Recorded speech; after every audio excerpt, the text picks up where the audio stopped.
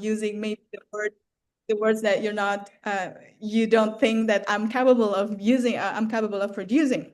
So we have to really careful on this one.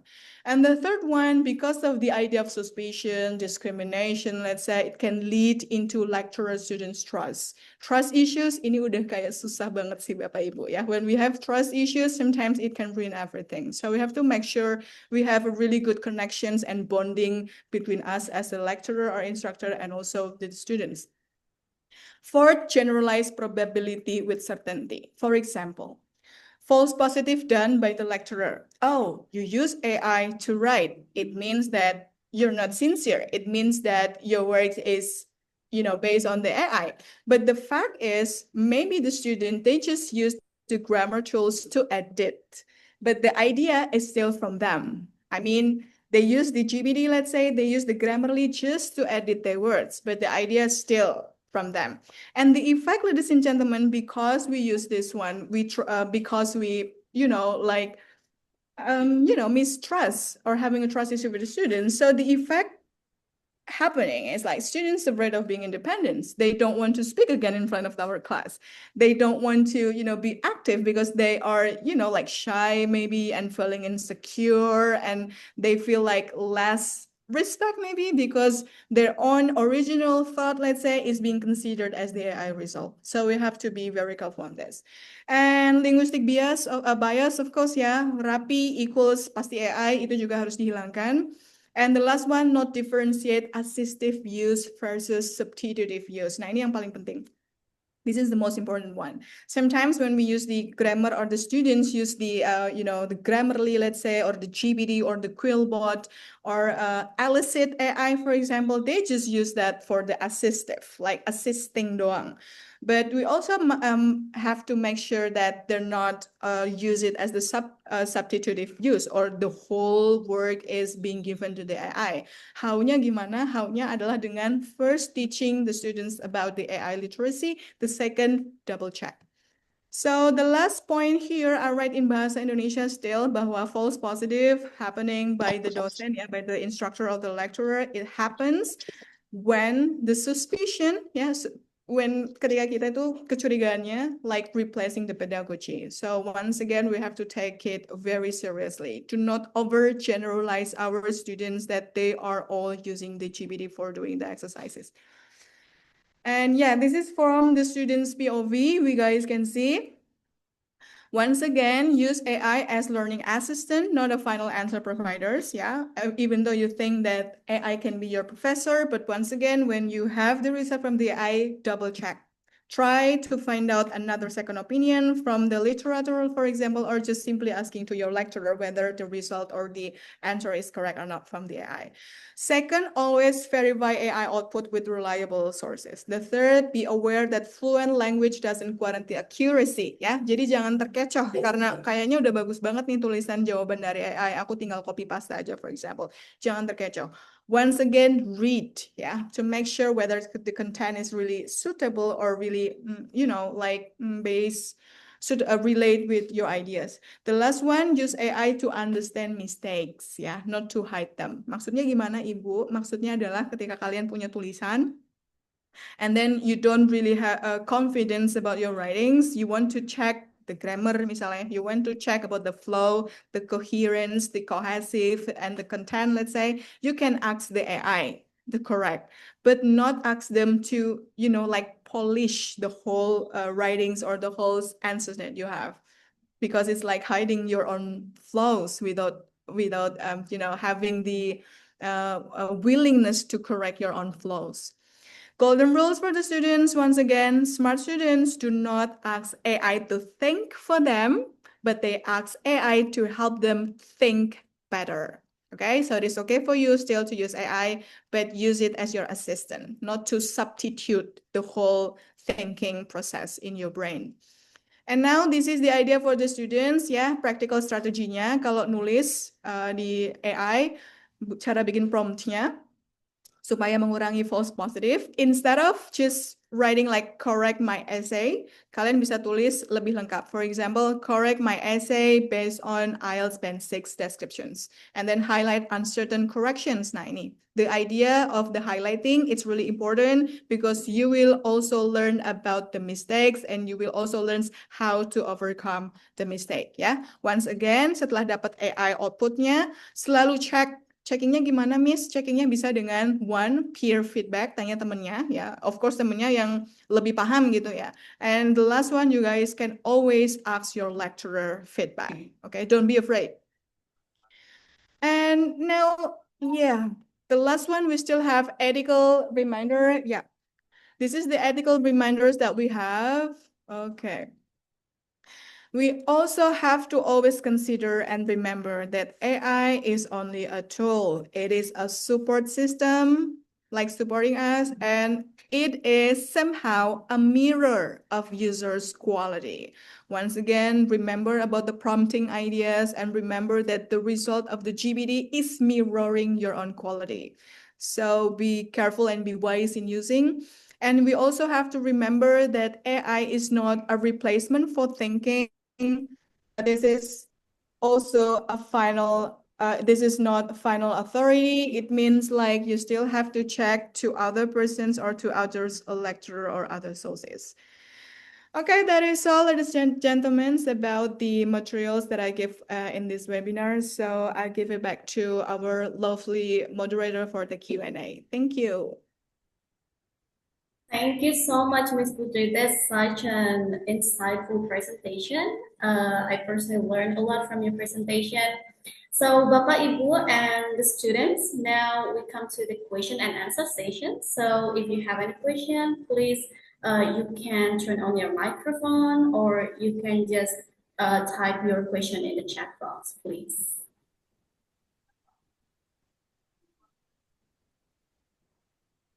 So while waiting for the question, Ms. Putri, you already explained that we can use AI not only for, as the teachers, as the students, but also for the researcher, right? It can help us in writing our, our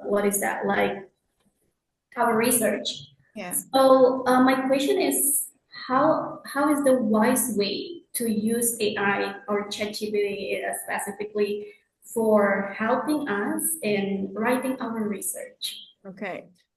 Thank you, Ibu Intan. This is a really epic questions. Yeah, this is really good.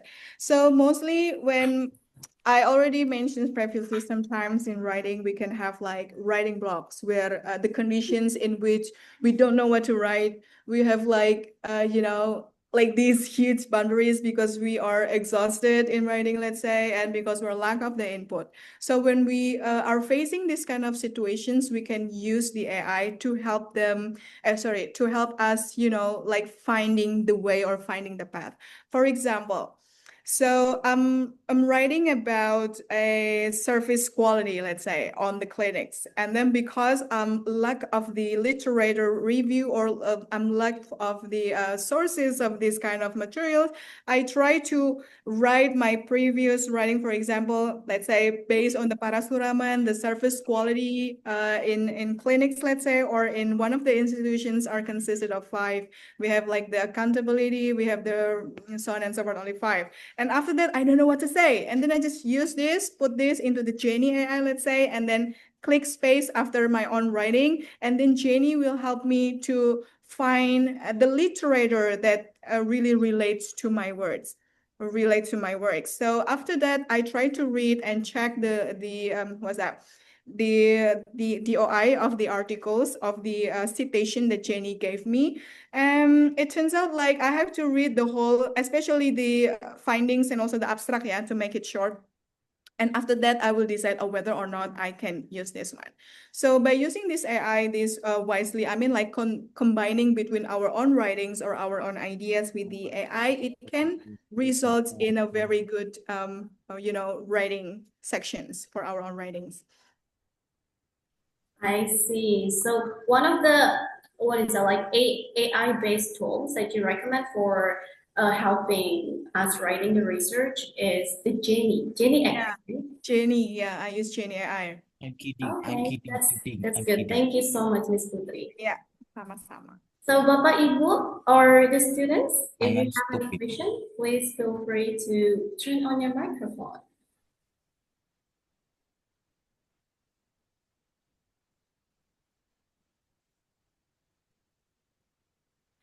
Or maybe Miss Putri's presentation is already very clear. Yeah, so maybe there's no question for now. So if you don't have any question, Bapak Ibu, Ibu ada and question satu. sorry, Miss Putri? Ada questionnya, Bu. Satu dari Oh yeah, Mas Fuad, Mr. Fuad. So please turn on your microphone. Pak Fuad, silakan. Yes, thank you. Thanks so much, Miss Putri. That's actually very impressive because we learn new things. I've heard about false positive before, but not these details, and I think it's enlightened me a lot about this topic. But because your focus is on using GPT, but I have found many of my friends and also the students also use the Meta AI because I don't think it's something better than GPT. It's according my personal experience. But do you think it also happens the false positive in other AIs like Meta AI and also Gemini and other AI like DeepSeek and many more? Do you think so? Yeah, okay. Thank you, Pak Fuad. This is a really great questions, Pak. Can we find false Ih, nggak positive tahu, in Cal. Dede juga AI? nu itu tuh akun lama, nggak tahu cara ganti fotonya. Okay, Mas Gundar, can you please mute your microphone? Okay, so Pak Fuad, based on my experience, I think false positive can be happening. Yeah, can be, like showing up in others AI based or GPT based tools. For example, even and at Meta AI that we found at the WhatsApp, let's say, for example, when we type our own names, okay, can you explain about this or can you describe about these names, for example? Somehow the results of this, or we type other name, of course, like from the well-known people. The result is not 100% correct. Yeah, the result is not 100% reliable. Other example as well is when we use Research Rabbit for findings the literary review or the citations or the articles that can support our own writings. Or when we use Kitmin AI, so this one is the apps or the AI that can help us, outlining or mind mapping about our own research. Sometimes they can be too broad. Even though it seems like they, already give us like a really specific details in this tally, in this, like charts and this one, so on and so forth in the Gitmin, let's say. But when we try to read, when we try to understand about the key points that they already try or these tools already try to help us, it's not really that, it's not really ideas because sometimes it can be really broad. It has a different purpose with our own writing. So my answer is yes, false positive can be found in other AI-based tools, sorry.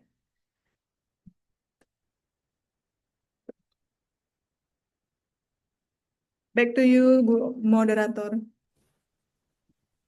Okay, I hope it answers Pak Fuad's questions. Yeah, is that clear enough, Pak Fuad?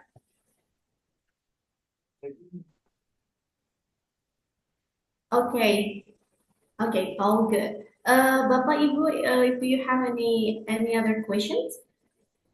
And while waiting for the other question, Bapak Ibu and the students, I want to remind you to take your attendance. So Ibu Dini has already shared the attendance list, so you can see it on the chat box.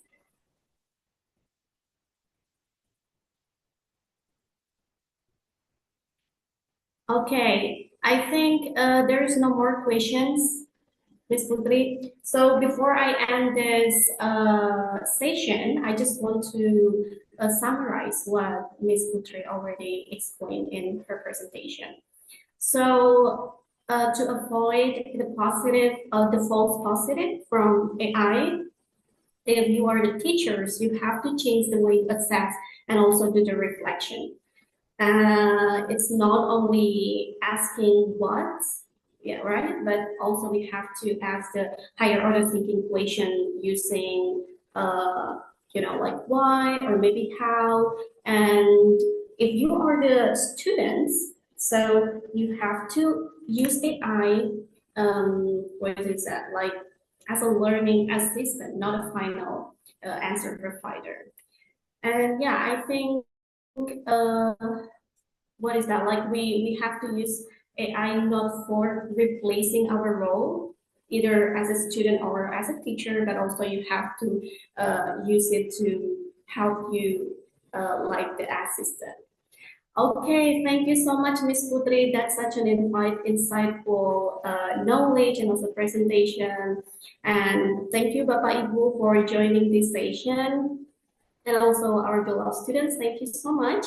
I will see you guys in the next session. Thank you. Wassalamualaikum warahmatullahi wabarakatuh. Waalaikumsalam warahmatullahi wabarakatuh. Thank you, Miss. Thank you, Miss Putri. Don't forget to take the attendance, everyone. Okay. Thank you, students. Especially for I6, you may, directly go with me to the offline class. Thank you. Thank you, Bintan.